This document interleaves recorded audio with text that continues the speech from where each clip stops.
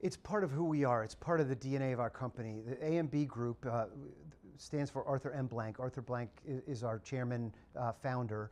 He's the owner of the Falcons and Atlanta United soccer franchise.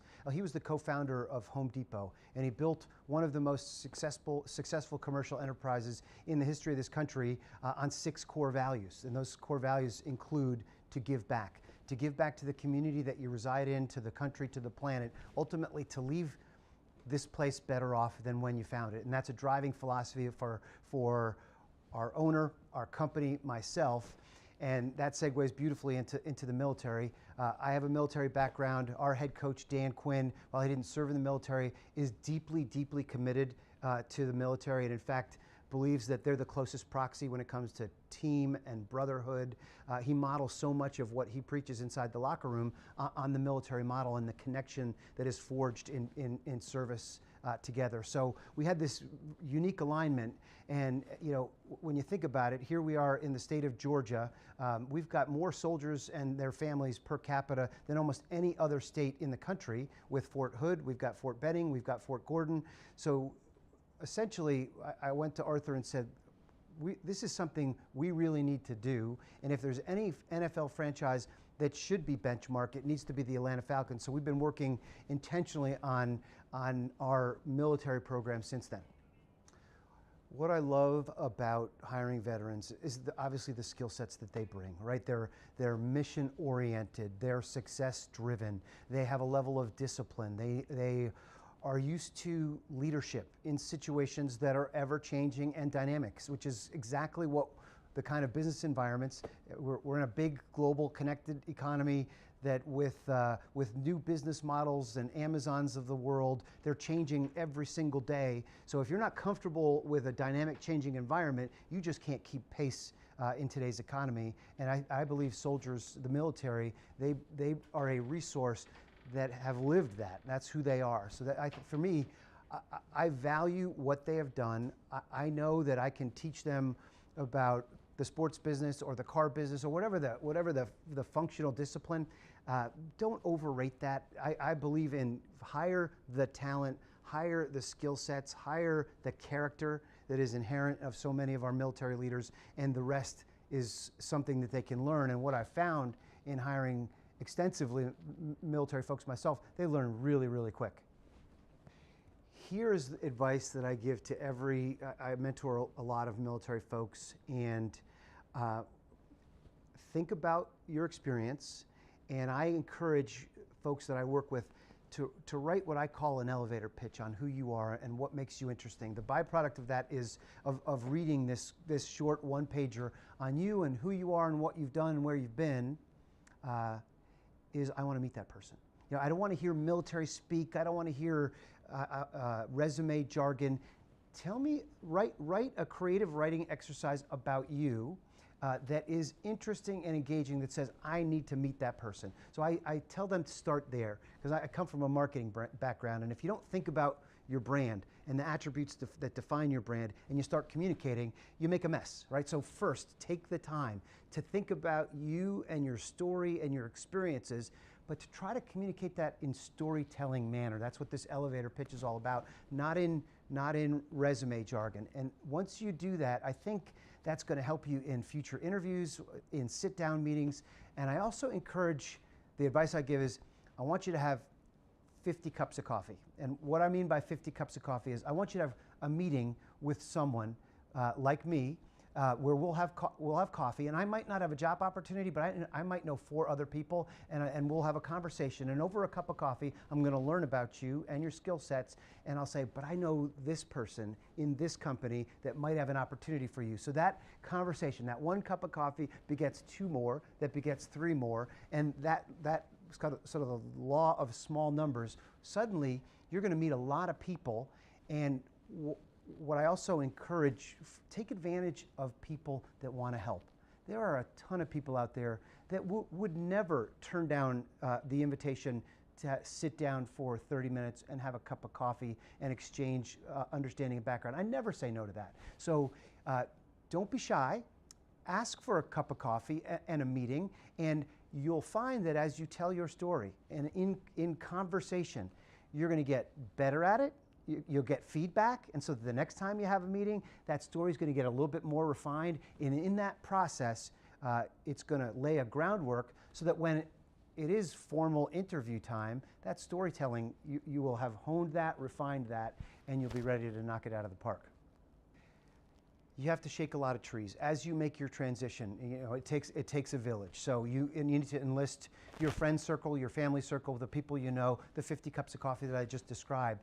But services like this, where the matchmaking takes place between companies that have jobs and veterans that are looking for those jobs, this is a crucial part of the ecosystem. So yes, I encourage you to do all of it, both the formal stuff and the informal stuff.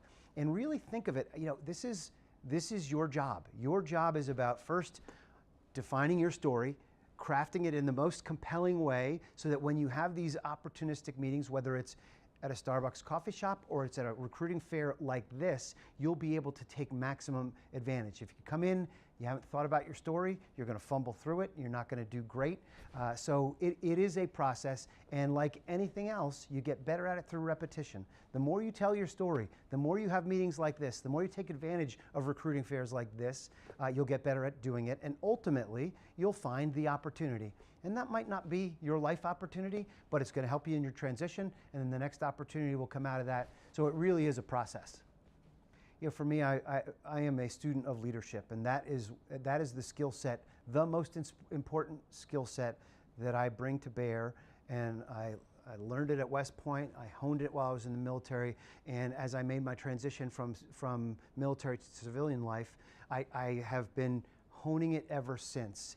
And really, at the end of the day, what leadership is all about is creating a compelling vision, bringing people together around that vision, getting them all to buy in, to believe, to give them purpose, and then to achieve something together. That's what leadership is. And I don't care what industry you're in, that is the common denominator. We have to bring people together to solve problems, to achieve results, and to get things done. So I would, if I had two people and one had a deep functional discipline resume, whether that's in accounting or finance or marketing or you name it, and I had another that maybe had less of that functional discipline expertise and a huge, deep resume of leadership and leading people and achieving results, I'll take this every single day of the week. So my advice to veterans is be confident in the skill sets you have. Be confident. You are not the junior player. You have got a skill set that is desperately needed out in corporate America, and we want you. We want your skill sets. You'll learn the business. Don't be intimidated by the language of whatever industry you go into. That's easy, right? Just like there's a million acronyms and a language in the military, in the Army, in the Navy, Air Force, Marines, every single company in whatever industry, they have their own language and their own rule sets. It's really easy to learn those things. So again, don't be intimidated just because you don't yet know the rules. Be confident in the base skill sets that you've got, that you've learned in the military, are completely applicable in the future civilian employment and desperately needed in corporate America. Well, there's a reason we chose to locate this stadium in downtown Atlanta. So many other stadiums are kind of located out in the suburbs where you kind of level everything, you pave a parking lot and you put a stadium right in the middle. That's certainly a lot easier to do. We wanted to be part of the fabric of this community. And now that we've got this incredible stadium, which really is the crown jewel now of downtown Atlanta, we want that to be a hub of activity. And some of that activity is going to be sport, some will be commercial. We've got businesses that come in, that rent our space, that do team building sessions right down in the field. And part of it is, like today, it's a military recruiting fair.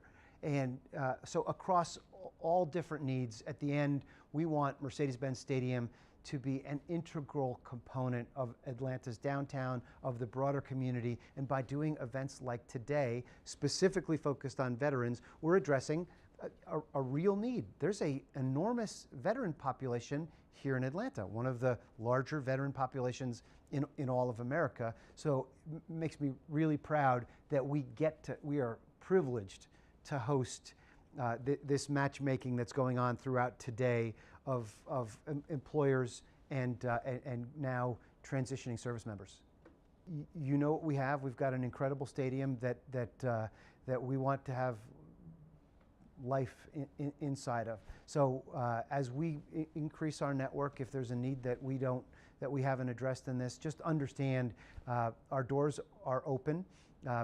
Maybe we won't do it on a Falcons game day or on an Atlanta United game day, but there's 365 days. We got a lot of space, 2 million square feet inside of this building, and we want to be part of addressing the needs of service members. I believe very, very deeply that that one of the most important elements, if you want to have a successful military and you want to be able to recruit new people into the military, if you can't transition them out into successful civilian careers, you've got a real problem. And I think the military does a great job of turning civilians into soldiers. They don't do so great of a job of turning soldiers back into civilians, and that's where events like today and the ecosystem of nonprofits that want to help to address that. Because at the end, if we don't turn them from soldier back into civilian, there's going to be a logjam inside of the system. So honestly, you know, the stakes are national security. If we can't recruit and keep that system running, which means throughput and transition out, there is a severe problem. And they talk about it all the time. In the Pentagon, at the highest echelons inside of our military, they say that the transition is one of the most important things. So the fact that you all are addressing that piece of the problem, really, there's a straight line from what you're doing and what we're doing here today to our national security. My parting words to all of you veterans in the database that are either successfully transitioned or in the process of transitioning, first of all, thank you for what you've done. You know, I feel like I wish service to country was mandatory, because it's my time in service to our country has made me a better person. It's made me a better leader. It's made me a better business leader. So to frame what the start of my career got to start in service to country. So to all of you that have done that, it's an incredible component. It's absolutely necessary. Please have confidence in the skill sets that you bring. They are desperately needed, wanted out in civilian land, and take advantage of resources. People want to help. So please don't suffer in silence. Raise your hand, ask for help, and I can guarantee people like me and associates of mine would be more than willing to find time to mentor, to give you guidance or input or feedback on your resume, or sit for a cup of coffee. These are the kinds of informal things that will help you as you move from soldier to civilian.